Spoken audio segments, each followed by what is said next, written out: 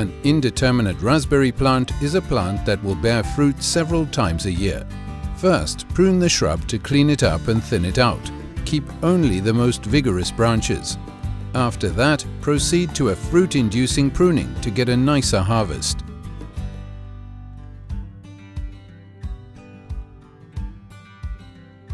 Eliminate branches that have borne fruit in the previous year. These are dead wood or in the process of drying up. Prune the weaker branches and only keep the nicest and strongest ones, so you'll have nicer raspberries. From the clump, keep all the new growths and cut them back to about 40 inches. You can prune to different heights to extend and stage fruit formation over the entire season. Use a lattice to guide the growth of your raspberry plant. This maximizes the harvest and makes picking the raspberries much easier.